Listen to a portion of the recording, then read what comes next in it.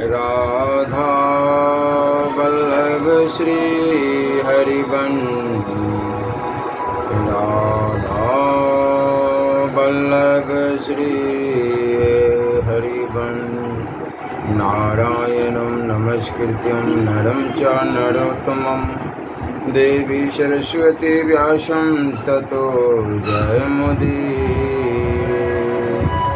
राधा मेरी माता है, पिता मेरे घनश्याम, इन दोनों की चरणों में मेरा कोटि कोटि प्रणाम।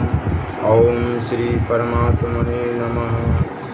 श्री गणेशाय नमः। भगवान को याद करना और सेवा करना, इन दो के बिना मनुष्य नहीं है, पशु है। साधु मांग कर रोटी नहीं खाते, कोई मांगते नहीं, दूसरा दे या न दे उसकी मर्जी। एक वैज्ञानिक बात है कि मांगने से वस्तु नहीं मिलती, परंतु बिना मांगे अपने आप वस्तु मिलती है। मनुष्य शरीर को अधम भी बताया है और उत्तम भी। पंच रचित अति अधम समीर शरीरा मानस किसकिंदा का नर तन सम नहीं कौन देही। मनुष्य शरीर की विशेषता विवेक को लेकर, विवेक के सदुपयोग को महिमा गाई गई है। विवेक का सदुपयोग है अपने जानने हुए असत का त्याग करना। असत को जानते हैं पर उसका त्याग नहीं करते, यह बड़ा भारी अपराध है, गलती है। त्याग का अर्थ है असत का आशय, भरोसा विश्वास का त्याग। हमारा लक्ष्य असत नहीं होना चाहिए। असत का त्याग होने पर ज्ञान भक्ति आदि सबकी सिद्धि स्वतः हो जाएगी। नाशवान का सदुपयोग करना है, न्याययुक्त धन कमाना है और यथोचित खर्च करना है। काम वह करना है जिससे अभी भी हित हो, परिणाम में भी हित हो, अपना भी हित हो, दूसरे का भी हित हो। चोर डाकू ठग आदि अपना जितना नाश करता है उतना दूसरे का नहीं कर सकता, कारण कि पहले खुद चोर बने बिना कोई चोरी नहीं कर सकता, खुद हिंसक बने बिना कोई हिंसा नहीं कर सकता। दूसरे का धन तो प्रारब्ध के अनुसार जाता है, पर चोरी करने वाला नया कर्म पाप करता है। दान पुण्य करना वास्तव में धन की रक्षा करना है। तालाब के ऊपर भी जल निकलने का रास्ता रहता है, जिससे तालाब की सीमा बनी रहती है, वह समान रूप से भरा रहता है। दूसरा दे या न दे उसकी मर्जी। दूसरे के मन में देने की इच्छा कम अथवा नष्ट हो जाती है, न मांगने से देने की इच्छा बढ़ती है। वस्तु तो सीमित ही होती है पर देने की इच्छा असीम होती है। मांगने की इच्छा छोड़ने से अपने आप दूसरे के हृदय में देने की प्रेरणा होती है। छोटा बच्चा कुछ मांगता नहीं पर उसकी चिंता माँ को होती है। बालक बड़ा हो जाता है तब माँ को उतनी चिंता नहीं होती। मनुष्य वस्तुओं की गुलामी करता है, वास्तव में वस्तुएं मनुष्य की गुलामी करती है। सदुपयोग करने से वस्तु अपने आप आती है, लेकिन प्रत्येक कार्य विचार और विवेक पूर्वक करना चाहिए। पहले विचार करें फिर विवेक से काम करें। विचार न करने से मूर्खता आती है। जैसे लोगों ने रुपए को महत्व दे रखा है, वास्तव में रुपये से वस्तु श्रेष्ठ है, वस्तुओं से यथावर श्रेष्ठ है, यथावर से जंगम श्रेष्ठ है, जंगम से गाय श्रेष्ठ है, गाय से मनुष्य श्रेष्ठ है, और मनुष्य में भी विवेक श्रेष्ठ है, विवेक से सत तत्व श्रेष्ठ है। उस सत तत्व की तरफ ख्याल न करके रुपयों को श्रेष्ठ मानने से बुद्धि भ्रष्ट हो जाती है। मनुष्य की असली इज्जत महिमा विवेक से है। वह विवेक का जितना आदर करेगा उतना ऊंचा उठ जाएगा। भजन ध्यान प्रारब्ध से नहीं होता, यह नया काम है। जो हम करते हैं वह नया काम है, और जो घटना घटती है वह पुराने कर्म का फल है। प्रारब्ध और पुरुषार्थ का विभाग अलग अलग है। भजन ध्यान दान पुण्य तप तीर्थ आदि नए कर्म। धन पुत्र आदर सत्कार, निरादर, निंदा, प्रशंसा आदि प्रारब्ध से होने वाले हैं। हानि लाभु जीवनु मरनु जसु अपजसु विधिहात। कर्म 3 प्रकार के होते हैं, संचित, क्रियमान और प्रारब्ध। जैसे अन्न का पुराना संग्रह पड़ा, यह संचित है। नया अन्न पैदा करना क्रियमान है। खाने के लिए निकाल लिया, यह प्रारब्ध है। परिस्थिति प्रारंभ कर्म से आती है। उस परिस्थिति का सदुपयोग अथवा दुरुपयोग करना नया कर्म है। रुपए प्रारंभ से मिलते हैं, पर उनको अच्छे या बुरे काम में लगाना नया कर्म है। निषिद्ध वस्तुओं का व्यापार करना नया पाप कर्म है, जिसका दंड भोगना पड़ेगा, क्योंकि उससे लोगों का नुकसान होता है। वे वैष्णवी बनते हैं जो पुस्तकों को आदि के द्वारा अच्छे भावों का प्रचार करते हैं, उनको बड़ा भारी पुण्य होता है। अभी हम अच्छे कर्म करते हैं फिर भी बीमार हो जाते हैं, तो बीमारी आना अच्छे कर्मों का फल नहीं है। बीमारी पूर्वकृत कर्मों का फल है। अच्छे कर्मों का फल तो आगे मिलेगा।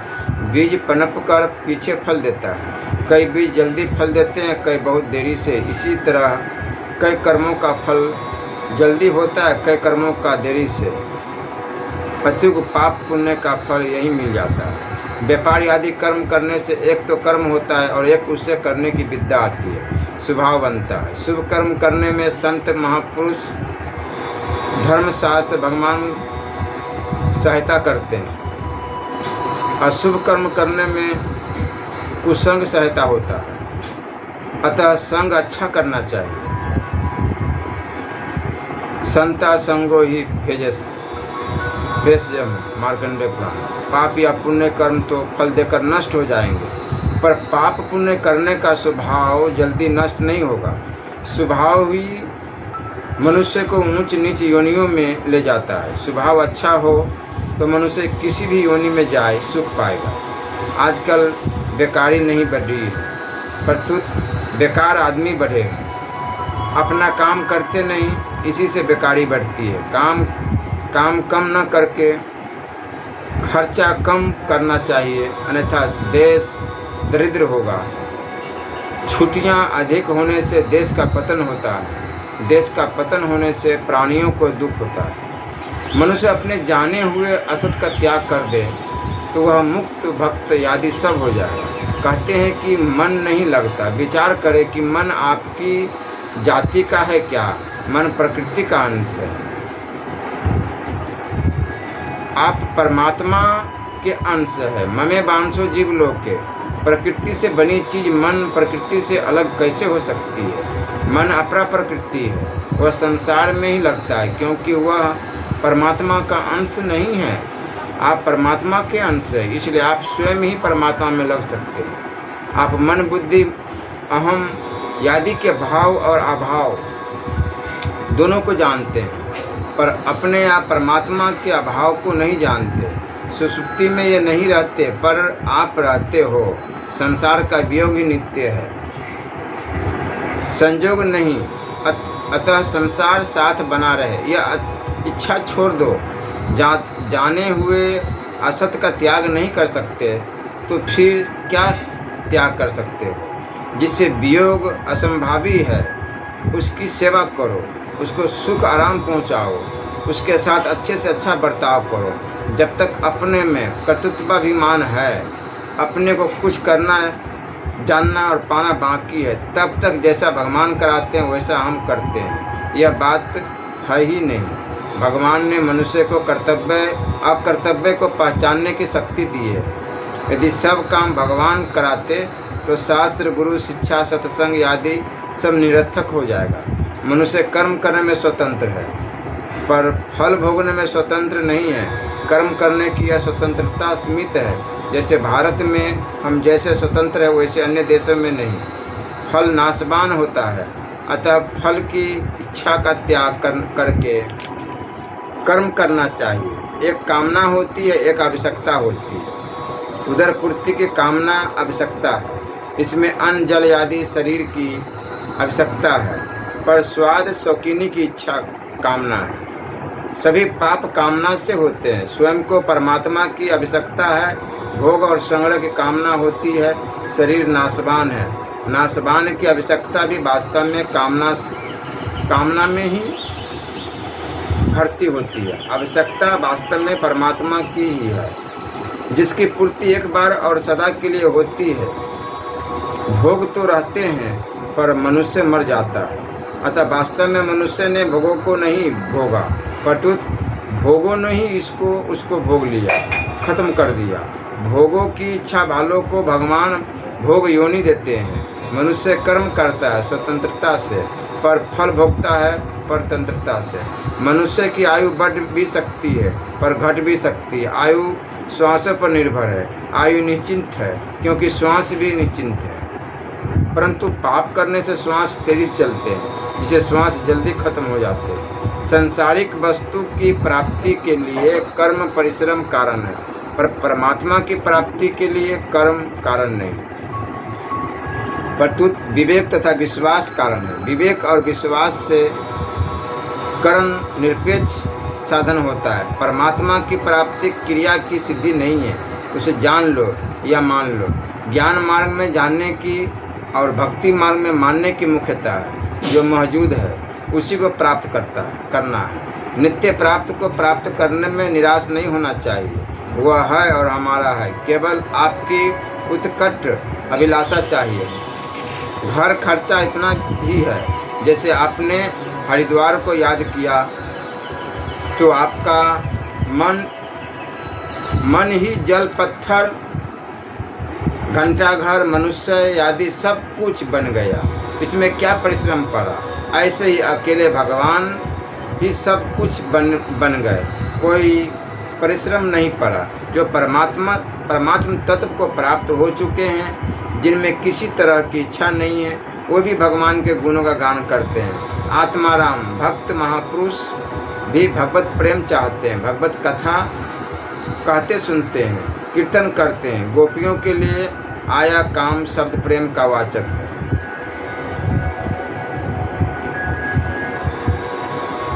कामना तो संसार की ही होती है। संधे शक्ति है कलो युगे। सामूहिक रामायण पाठ में बड़ी शक्ति है। गीता और रामायण के पाठकों को सुनने मात्र से भी एक विलक्षण आनंद मिलता है। उनका श्रवण भी शांति देने वाला होता है। काम करने का अधिकार सबका समान नहीं है, पर भगवत कथा आदि में सबका समान अधिकार है। कथा चारों वर्णों का मानव भोजन है और इसके बाद जो कीर्तन होता है वह मानव दक्षिणा है। अतः सत्संग के बाद कीर्तन सुनने से पहले नहीं उठना चाहिए। जो सत्संग के बीच में उठ जाते हैं कोई सभा बिगाड़ आदमी होते हैं, उसमें शांति नहीं होती। पढ़ाई में भी कोई बीच में से गुजर जाए तो अनाध्याय हो जाता है। पाठ में आसन पुस्तक आदि अपनी रखनी चाहिए, दूसरे की नहीं। पैसा दुर्लभ नहीं है, परंतु काम करने वाले पुरुष दुर्लभ है। काम करने वाले हो तो पैसा अपने आप आता है। भगवत प्राप्ति का अनुभव नहीं होता हो तो संसार की अप्राप्ति का अनुभव करो। संसार बदल रहा है, यह सबका अनुभव है। इस अनुभव का आदर करो। महत्व दो कि यह सब बदलने वाला है। कि राग द्वेष क्यों करे? संसार को अस्थाई मानने से कोई लाभ नहीं होता, पर अस्थाई न मानने से लाभ ही लाभ है। बदलने वाले को जानने से नहीं बदलने वाला तत्व शेष रह जाएगा। बदलने वाले का ज्ञान न बदलने वाले को ही हो सकता है। आप जागृत, स्वप्न, सुषुप्ति तीनों से अलग हैं, तभी तीनों का ज्ञान होता है। संसार बदल रहा है, इसको याद नहीं करना है, परंतु इसकी जागृति रहनी चाहिए। संसार नाम ही बदलने का है।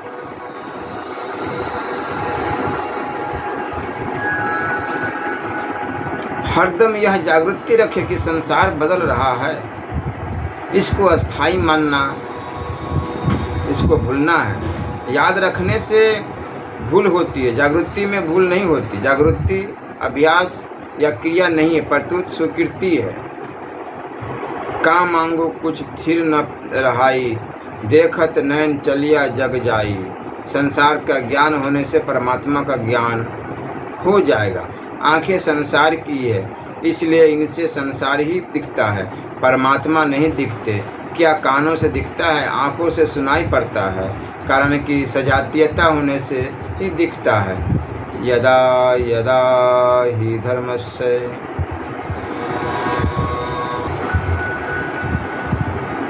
यह भगवान का नैमित्तिक अवतार है। संत महात्माओं का नित्य अवतार होता है। संत महात्माओं का अवतार भी वास्तव में भगवान का ही है। विनाश करने का काम तो भगवान का है, पर भक्तों का काम शुद्ध भावों का प्रचार करना है।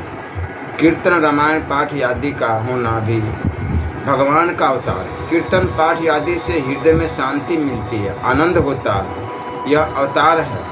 कीर्तन करते हैं तो प्रसन्नता होती है और मन करता है कि कीर्तन करते ही जा।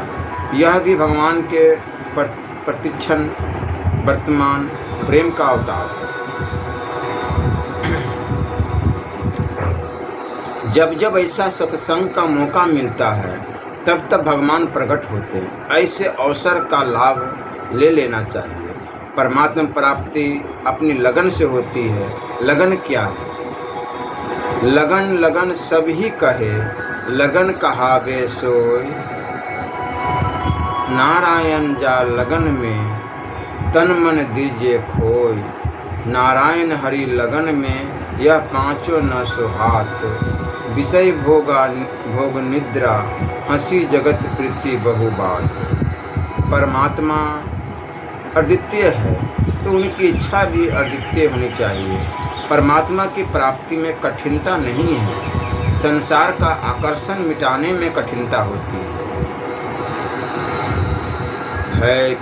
है कि प्राप्ति तो अभी भी है, पर नहीं को का है मान लिया है, यह बाधा लग रही है। जिस साधन में मन लग जाए वही साधन तेज हो जाता है। यह सामूहिक रामायण पाठ का संयोग भगवान की बड़ी कृपा से मिलता है। इंद्र आदि देवता भी अपने बल से ऐसा संयोग प्राप्त नहीं कर सकते। रामचरितमानस की महिमा अपार है। जैसे समुद्र पर पुल बनाया जाए तो छोटी सी चींटी भी सुखपूर्वक समुद्र से पार हो जाता है। ऐसे ही प्राणी मात्र को संसार समुद्र से पार करने के लिए गोस्वामी जी ने यह मानस पुल बनाया है। ऐसी रामचरितमानस के नवह प्रायण का अवसर भगवान की बड़ी कृपा से मिला है। उनकी कृपा के बल से ही हम पाठ कर रहे हैं। उनकी कृपा के सिवाय कोई बल नहीं है। भगवत संबंधी कार्यों में समय और धन खर्च करने का मौका किसी बिरले को ही भगवत कृपा से मिलता है। जीवन मुक्त भगवत प्रेमी संतों की कृपा से ही यह मौका हमें मिला है। यह एक बहुत विलक्षण अनुष्ठान है। जैसे वर्षा सभी वृक्षों पर समान रूप से बरसती है, ऐसे ही भगवान की कृपा सब पर समान रूप से बरसती है। ऐसे भगवान की कृपा अभी सभी पर हो रही है। वे हमारी योग्यता अयोग्यता को नहीं देखते। भगवान तो अपनी तरफ से ही कृपा करते हैं, दूसरे को देखकर कृपा नहीं करते।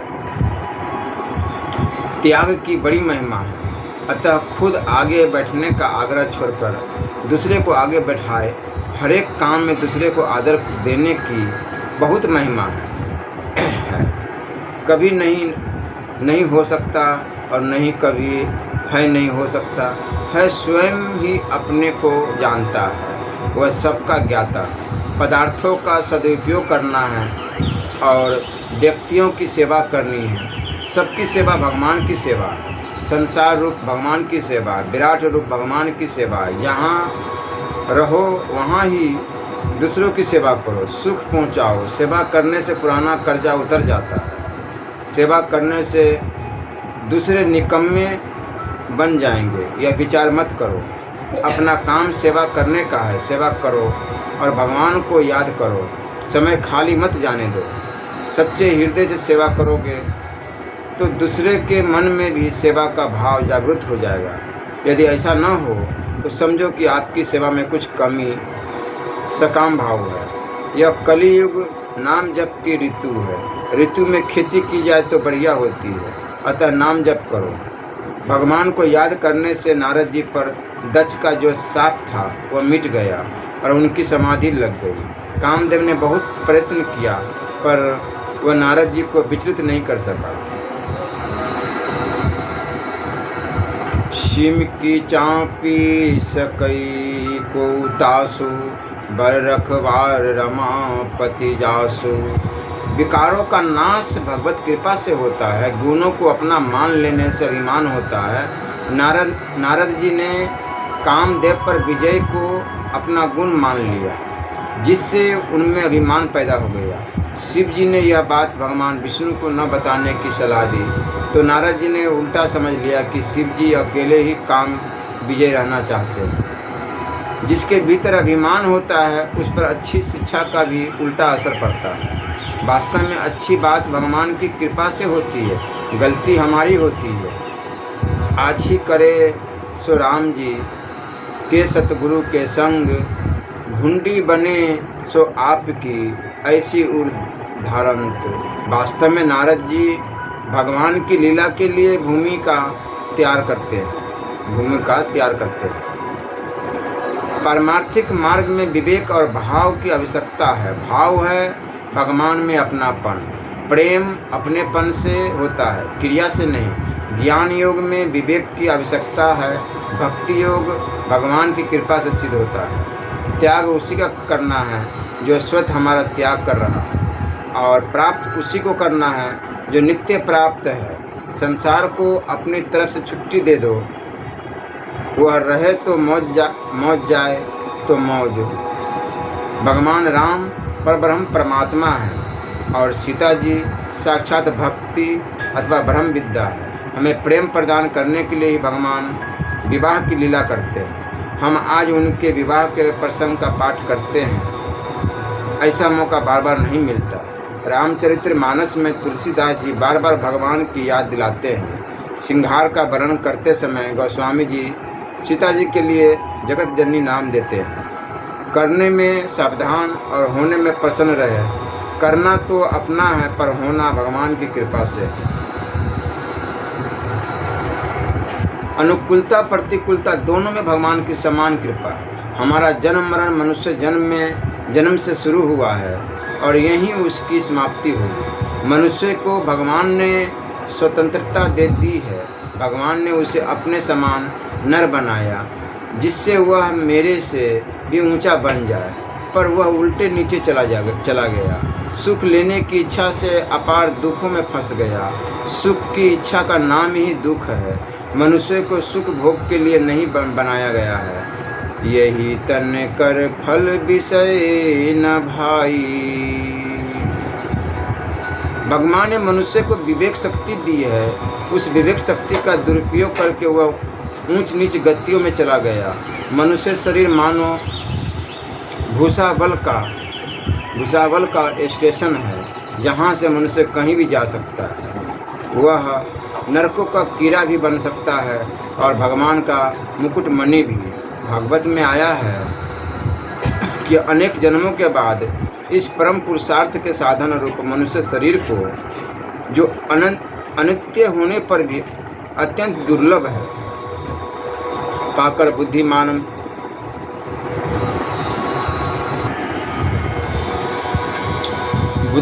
पुरुष को चाहिए कि वह शीघ्र से शीघ्र मृत्यु आने से पहले ही अपने कल्याण के लिए प्रयत्न कर ले। विषय भोग तो सभी योनियों में प्राप्त हो सकते हैं, इसलिए उनके संग्रह में इस अमूल्य जीवन को नहीं खोना चाहिए। अगर भगवान स्वतंत्रता न देते तो मनुष्य का कोई मूल्य नहीं होता, वह पशु की तरह ही होता। स्वतंत्रता कल्याण के लिए दी है, दुरुपयोग के लिए नहीं है। एक मनुष्य शरीर में किए हुए पाप 84 लाख योनियाँ भोगने पर भी बाकी रहते हैं।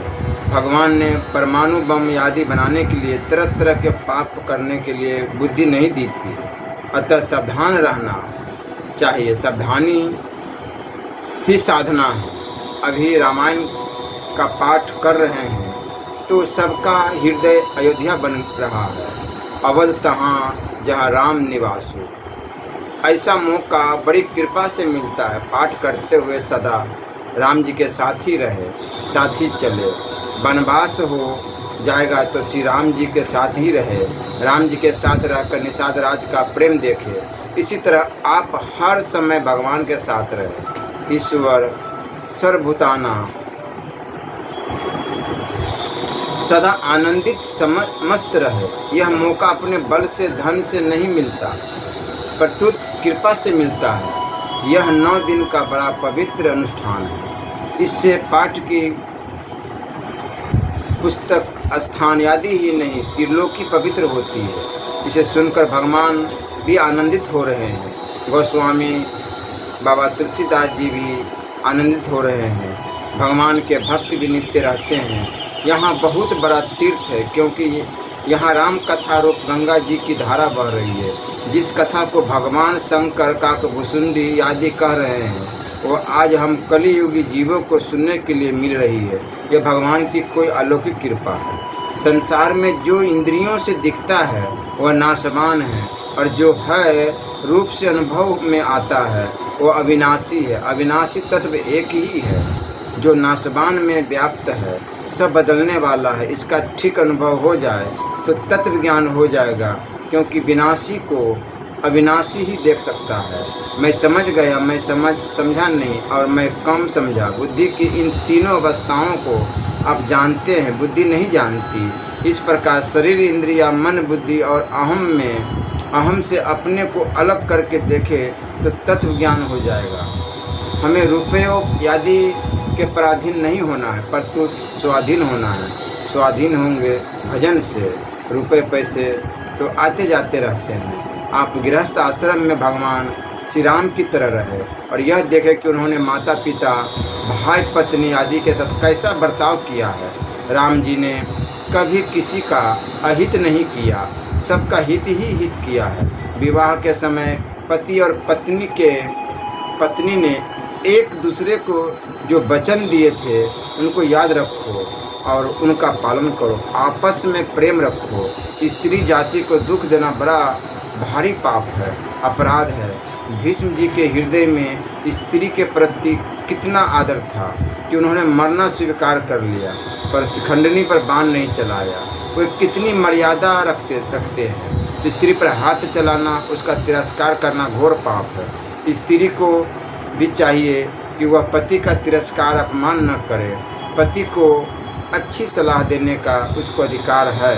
बहू के सामने उसके माता पिता की निंदा कभी मत करो। कन्या का गर्भपात बड़ी भारी हत्या महापाप है। कन्या वंश की वृद्धि करने वाली मातृ शक्ति है। गीता में आया है, नाश तो विदिते भावो, ना भावो विदिते सतः। असत्य की तो सता विद्यमान नहीं है और सत्य का अभाव विद्यमान नहीं है। सब शास्त्रों का सार इस आधे श्लोक में आ गया है। सब शास्त्र इसकी व्याख्या है। संसार में नाश के सिवाय कुछ नहीं है। सृष्टि मात्र का प्रवाह प्रलय की ओर जा रहा है। मनुष्य शरीर मृत्यु की ओर जा रहा है। इसका कोई भी क्षण स्थिर नहीं है। वहम हो रहा है कि हम जी रहे हैं, वास्तव में निरंतर मर रहे हैं। इसे याद नहीं रखना है, इसकी जागृति रखनी है। जैसे हम कलकत्ते में हैं, इसे याद नहीं करना पड़ता, परंतु स्वतः इसकी जागृति रहती है। हमें जो भी सामग्री मिली है वो सेवा के लिए मिली है, सुख भोगने के लिए नहीं। भोगों की इच्छा करने वाले को भोग योनि मिलेगी। ईमानदारी का नाम है त्याग और बेईमानी का नाम है संग्रह। रुपया निर्मल है, यह चलता रहता है और दूसरों का काम कराता रहता है। उसे रोक कर मैला मत बनाओ, उसको अशुद्ध मत करो। पापी का, कंजूस का धन किसी का काम नहीं आता, व्यर्थ ही जाता है। जैसे गर्मी अथवा सर्दी आती है तो उससे हम अपनी रक्षा करते हैं, ऐसे ही कलियुग का विरोध का समय जोर से आ रहा है। अतः घर में प्रेम रखे, विरोध में घर में न आने दे। सत्संग तीर्थ राज प्रयाग है। प्रयाग तो देर से फल देता है, पर सत्संग तत्काल फल देता है। यहाँ पुरुषों को राम जी का और स्त्रियों को माता सीता का रूप देकर अपने नयन सफल करे। जैसे सर्दी गर्मी से अपनी रक्षा करते हैं, ऐसे कलह से अपने घर की रक्षा करें, लड़ाई झगड़े से अपनी रक्षा करें। आज पति पत्नी में लड़ाई होती है, मानो दो हाथों में परस्पर लड़ाई हो रही है। पति पत्नी दोनों मिलकर गृहस्थ है, अतः अपने अपने घरों में सावधान हो जाओ, अपने अपने कुटुंबों को संभालो। मनुष्य शरीर में बनी आदत ही अन्य योनियों में साथ जाती है। मनुष्य जन्म सेवा करने के लिए है, लेने के लिए नहीं। सेवा और भजन ये दो खास मनुष्यता के लक्षण हैं। अगर सभी अपनी अपनी जगह तत्परता से कार्य करें तो बेकारी मिट जाएगी। अभी आपके पास सब कुछ है, फिर भी भविष्य के लिए आप और धन चाहते हैं। यदि आपको भविष्य का विचार करना ही है तो फिर अधूरा विचार क्यों करो? मरने के बाद का भी विचार करो, पूरा विचार करो। मरने के बाद क्या दशा होगी, वहाँ क्या प्रबंध होगा। भविष्य के हर एक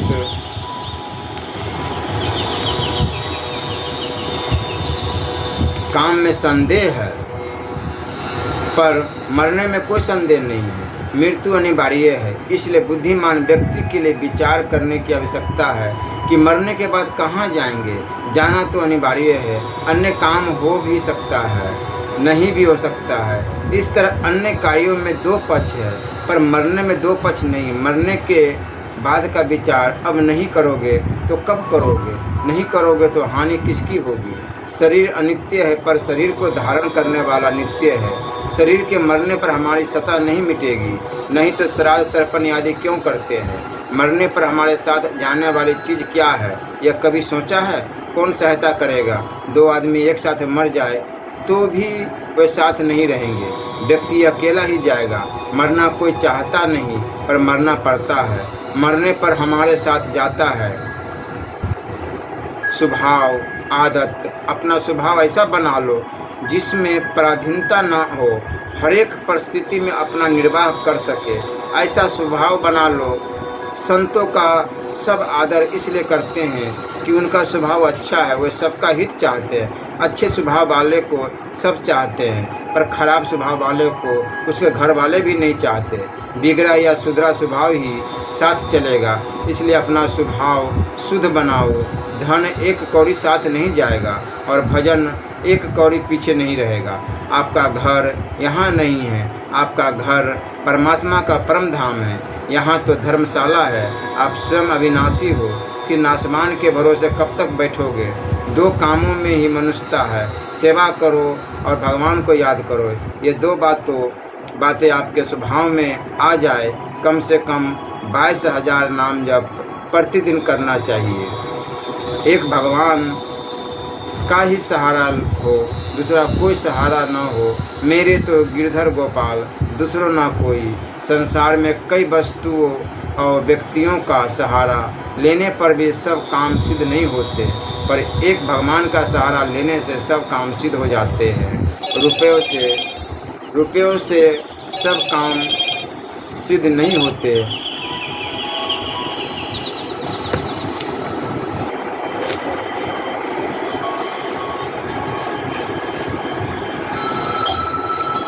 अकाम सर्व कामो वा मोक्ष काम उदारधि त्रिवेन भक्ति योगन यजत्यम पुरुषः परम।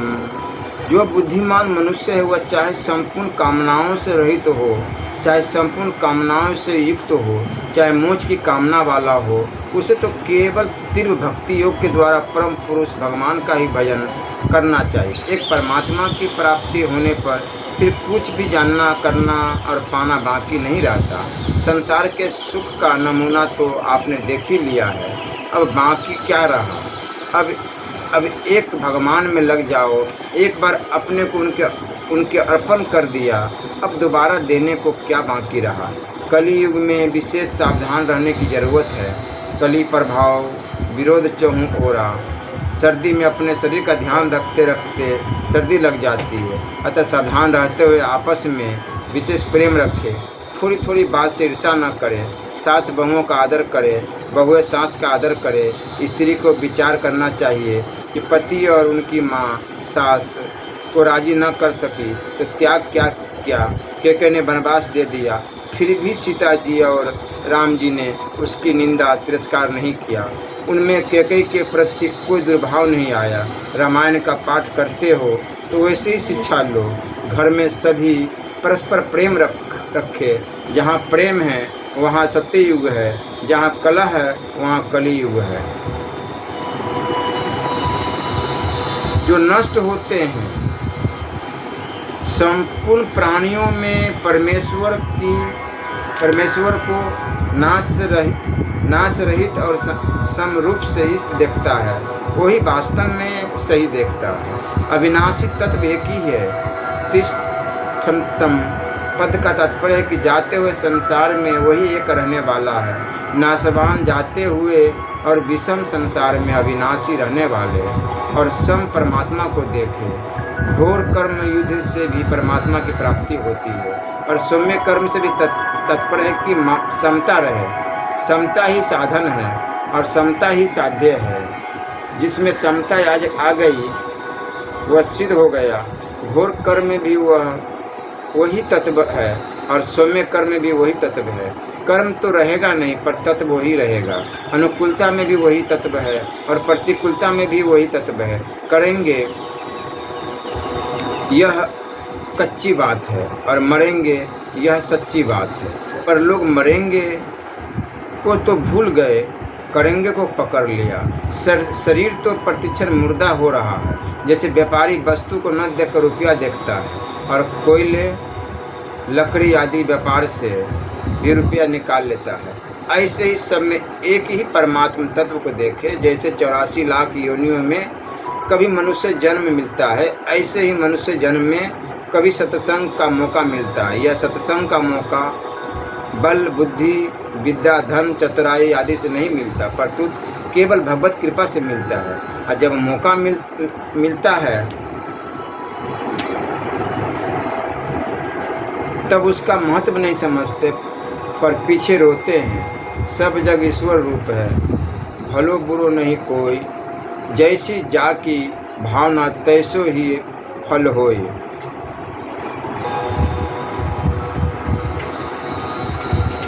जैसे कपड़े अलग अलग होते हैं पर शरीर वही रहता है, ऐसे ही शरीर बदलते हैं पर भीतर एक ही तत्व है। सबको सुख पहुँचाओ, सबका उपकार करो, सबकी सेवा करो, मन ही मन सबको दंडवत प्रणाम करो। घरों में परस्पर प्रेम का आदर का बर्ताव करो, सबको ईश्वर का रूप समझो। किसी को भी दुख पहुँचता है तो वह भगवान को पहुँचता है। वस्तुओं को तो दूसरों को दो, काम धंधा खुद करो। सत्संग में स्नान करने से मन पवित्र होता है, भीतर प्रकाश होता है, मुफ्त में आनंद मिलता है। जो कुछ करना है वह न करने के लिए है। सब साधनों के अंत में न करना है। करना, होना और है, ये तीन होते हैं। हमें है तक पहुंचना है। अपने लिए करेंगे तो है तक नहीं पहुंचेंगे। अपने लिए करने से उद्धार नहीं होता, अपने लिए न करने से मनुष्य योगारूढ़ होता है। अपने लिए करना आसुरी संपत्ति है। आसुरी संपत्ति बांधने वाली होती है। अपने लिए करने से नित्य तत्व की प्राप्ति नहीं होती, परंतु जन्म मरण होता है, क्योंकि करना अनित्य है। अतः चाहे संसार के लिए करो, चाहे प्रकृति को सौंप दो और चाहे भगवान के लिए करो, पर अपने लिए मत करो। अपने लिए करने से साधन नहीं होता, असाधन होता है। पर हित करने से अपना हित होता है। संसार से सुख न लेना, इस संसार के बेमुख होना है। अपने लिए करने से करने का राग बढ़ता है, दूसरों के लिए करने से करने का राग मिटता है। केवल दूसरों के हित के लिए जीना है।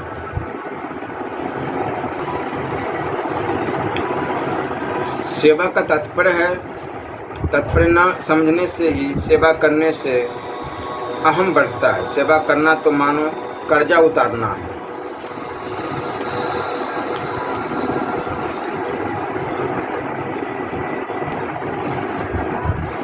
संसार से मिली हुई वस्तु संसार को ही अर्पित कर दी, इसमें अहम कैसा। समय बड़ा विकट है, हरेक क्षेत्र में पाखंड नकलीपना आ गया, अतः सावधान हो जाए। बिगड़ी जन्म अनेक की सुधरे अभी आजू। हो ही राम को नाम जपो तुलसी तजे कुछ माजो। भगवान होकर भगवान का भजन करो, भगवान का होकर भगवान का भजन करो और कुसंग का त्याग करो। धन मान बड़ाई आदि में आसक्त पुरुषों का संग मत करो। पाखंडियों से सदा बचो। बहनों को विशेष सावधान रहना चाहिए। ठगाई में मत आओ। जहाँ कनक कामनी की इच्छा है वहाँ सावधान हो जाओ, वहाँ भगवान की प्राप्ति नहीं है, नहीं है, नहीं है। कलयुग का तांडव नृत्य हो रहा है, अतः भगवान को पुकारो, तत्परता से भगवान में लग जाओ। बार बार प्रार्थना करते रहो कि हे नाथ मैं आपको भूलूं नहीं। 5-5 मिनट में प्रार्थना करते रहो। प्राप्त उठने से लेकर रात्रि सोते समय तक भगवान का नाम जपते हुए प्रार्थना करते रहो। कलयुग में भगवान ने सभी साधनों की शक्ति को नाम में रख दिया। भगवान ने अपने बहुत प्रकार के नामों का प्रचार किया है। उन नामों में भगवान ने अपनी संपूर्ण शक्ति भी स्थापित कर दी है। उन नामों के स्मरण के विषय में समय संबंधी कोई नियम भी नहीं है। हे भगवान, आपकी तो ऐसी कृपा है, पर मेरा ऐसा दुर्भाग्य है कि आपके ऐसे नाम में भी मेरा अनुराग उत्पन्न नहीं हुआ। कोई कष्ट आए तो रोकर सब तरफ से निराश होकर एकांत में हृदय से भगवान को पुकारो और उनकी कृपा के भरोसे निश्चिंत हो जाओ। भगवान का नाम जपते हुए प्रार्थना करते रहो कि हे नाथ मैं आपको भूलूं नहीं। भगवान का स्मरण समस्त कष्टों से मुक्त कर देता है। गीता की सार बात है।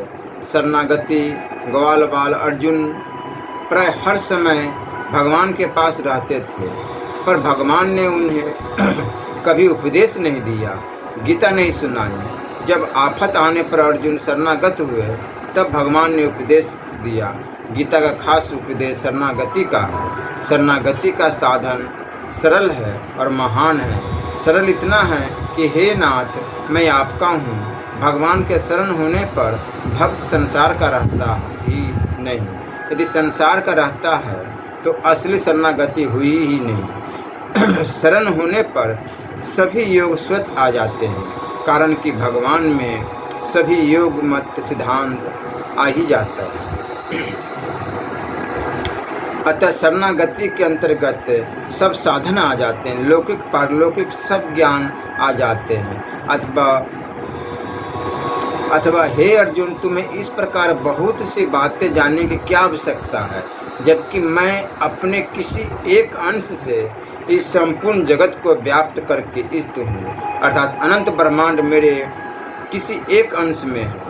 शरण होने पर जानना, करना और पाना तीनों पूर्ण हो जाते हैं। शरण होने पर बिना पढ़े लिखे सब बातें भीतर आने लगती है। शरणागति मुख्य होने से गीता विश्व बंद है। शरण होने पर शरणे की सब ताकत आ जाती है। अतः अपने आप को बदल दो कि हे नाथ मैं आपका हूँ। सत्संग का यह स्थान तीर्थ बन गया है। इस तीर्थ स्नान में हृदय से मान लो कि हे नाथ मैं आपका हूँ। वास्तव में हम भगवान के ही हैं, अन्य के तो हम बने हैं। बच्चा माँ करता है तो वह कोई साधन नहीं करता, उसे माँ नाम मीठा लगता है, वह माँ को अपना मानता है। अर्जुन कहता है कि मेरा मुँह मेरे विचार से साधन से दूर नहीं हुआ है, परंतु आपकी कृपा से दूर हुआ है।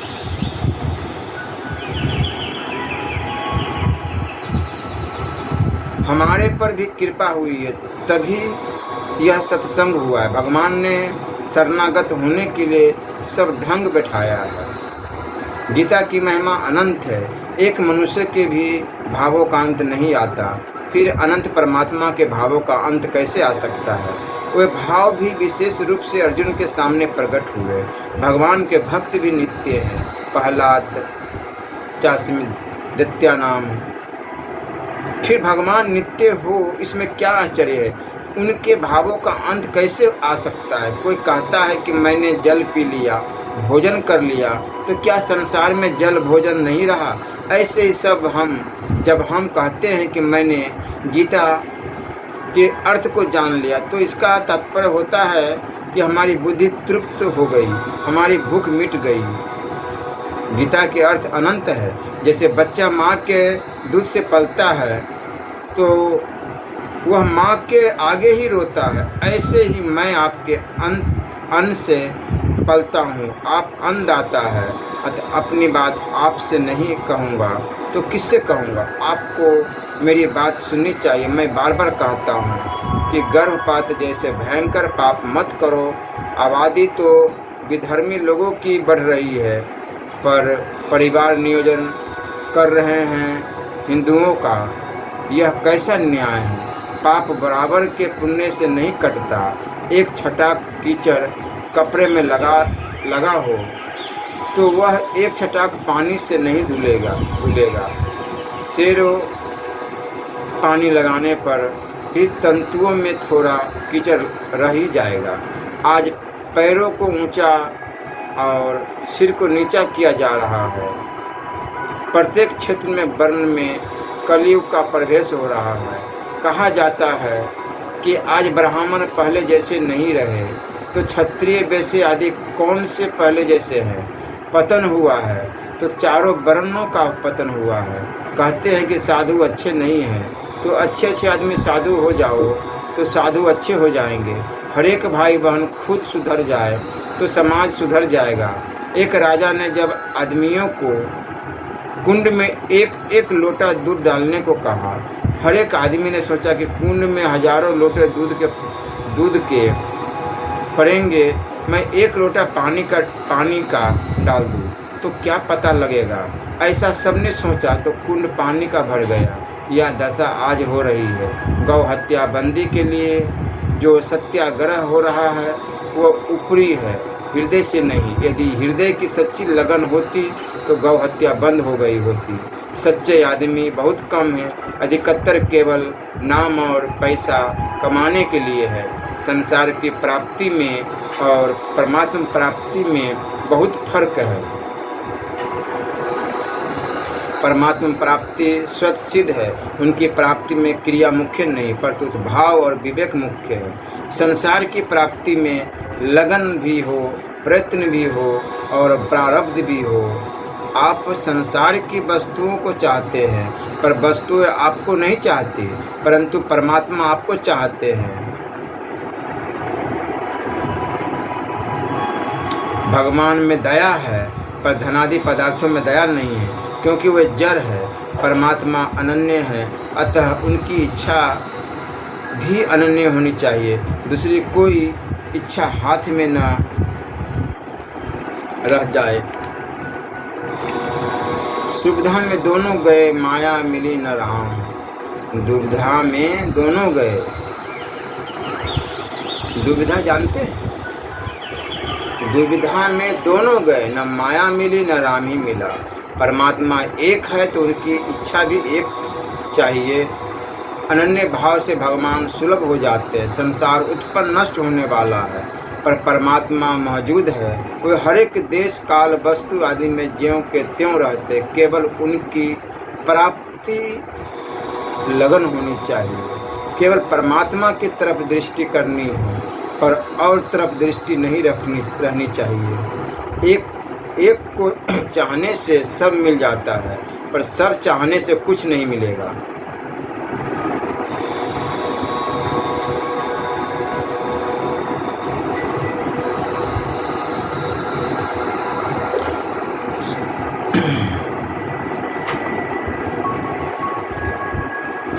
श्री राम जय जय राम। श्री राम जय जय राम। श्री राम जय जय राम। श्री राम जय जय राम। श्री राम जय जय जय राम, श्री राम जय राम, जय जय राम।